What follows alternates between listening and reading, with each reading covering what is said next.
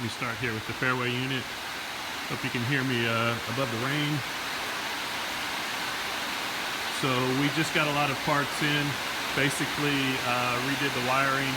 I don't think there's any more problems other than getting the correct battery.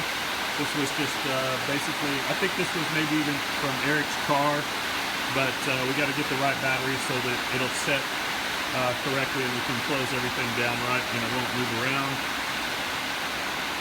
The solenoids are good. Everything is good on this mower. I think we ended up spending about $700, maybe $800 total in redoing the wiring over here. And at this point we fired it up and I think everything's good. It's a little too quick to say 100%, but the reels raised and lowered and they all came on correctly. So almost done on this one. Probably no more actual money spent, just a little bit more labor. And this is the Toro 5510, our big fairway unit. So this is our T-mower. I think there's an email thread going all the way back to the spring about needing a new motor for this one. It is basically shot. Other than that, I think it's okay. So it's probably, what, 900 bucks, something like that. And we just haven't done the request for it, making do with what we've got. And then we'll look to do that next year when we hopefully in a little better shape financially. And I'll just hit the Procore while I'm over here. We just took this out, used it 3 or 4 times. We were able to get it up and going. And then I haven't done the diagnostics on it yet, but I think the computer module is shot because right now everything turns on, all of the controls work, but we can't engage the tines, and I guess we're in the process of looking to make sure there's not a short in the wire, but I've had the same thing happen in the past. So no real dollar amount yet. I think we're still in the process of diagnostics. We just haven't quite got that one nailed down, but worst case scenario, you know, it is fairly expensive to replace that little computer right there, but we'll do some work on it and see if it's just the wiring. But it did go out less than 3 weeks ago, and everything worked for an entire 18 holes. Sprayer, everything is pretty good on the sprayer, other than I've got some kind of little short that I have to keep an extra fuse with me for the boom raise and lower.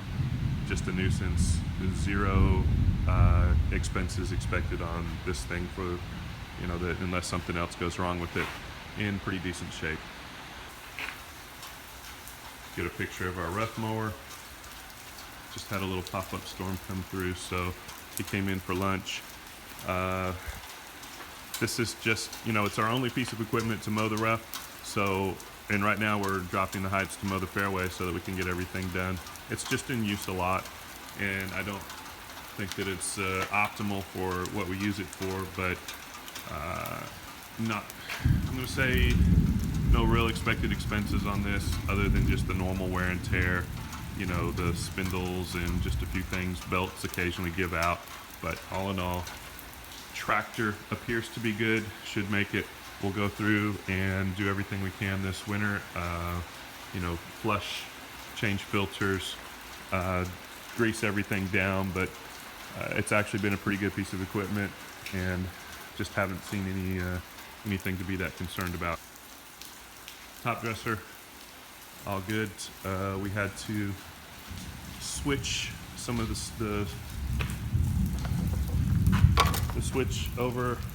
It wasn't working, but got that going, and we have done a few little repairs on it that we'll go through and fix up over the winter, but sometimes you just got to get it going for that day, and we've been using the top dresser a lot here in the past 6 weeks.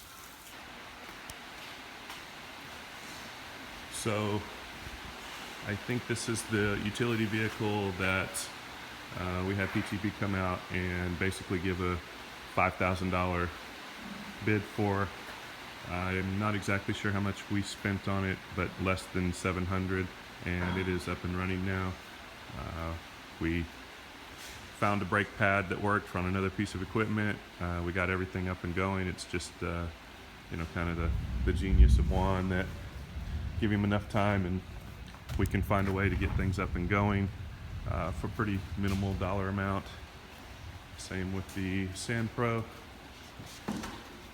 That was not working, and I think Eric had said we needed a new one, but we used it all summer, no problems. Here we are with our trim mower, and it does have a few problems. Wiring harness definitely has a short in it, but we think we're probably just going to go ahead and fix that ourselves as well. Maybe just bypass a few switches here and there and make it go. But the motor itself is good on this, and that's the key.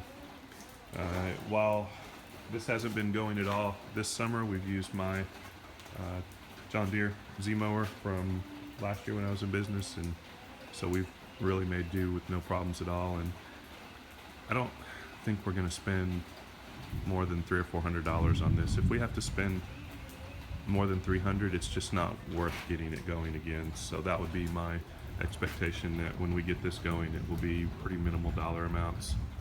And let me just turn around here and show you this fairway mower. I think when we talked with Eric when he was here in January, there was no doubt that there was real concerns about it, and I'm going to call this scrap now. It's just not worth it. It was not good to begin with, didn't cut good, and the motor itself was pretty bad, and that's basically what gave out, was the motor. And when Dave Horton changed motors out with one that we thought was going to work, he didn't put well, let's just say it wasn't put back together correctly, and we think at this point it's probably not going to go. So the only other thing left to talk about is the greens mower, and it is out right now, and it's old. It's got a lot of issues, but it's running. So I don't see dollar amounts for the greens mower other than just the normal wear and tear on that. You know, things that unavoidable on a 15-year-old piece of equipment, but right now it's running. New piece of equipment there. Juan's been struggling with it, so I just went out and bought it, and I guess we'll just call that mine, or my contribution. Got it with my own money, and the same with the battery charger and a few other things out here, but Juan takes care of stuff, so I don't have any problems with that. So here's a real issue. I guess the batteries that we were putting on to the greens mower and some of the utility vehicles just didn't have enough cranking amps, and that was some of the problem that we ran into earlier in the season. And I think David Horton was just replacing the batteries with what was on there instead of going up the next size. But that's, you know, so that's a move from a $60 battery to a $90 battery when we replace them. Not really a big deal, just thought I'd note it. Yay, Jacobsen Truckster is up and running. We use it just about every day, as well as the carry-all over there, up and running. Use it, and Buffalo Blower does run as well. I guess if we're looking at replacement, this would be the only thing. And instead of a Sidewinder, I'd love to get a true rough unit so that I can get a better cut out there.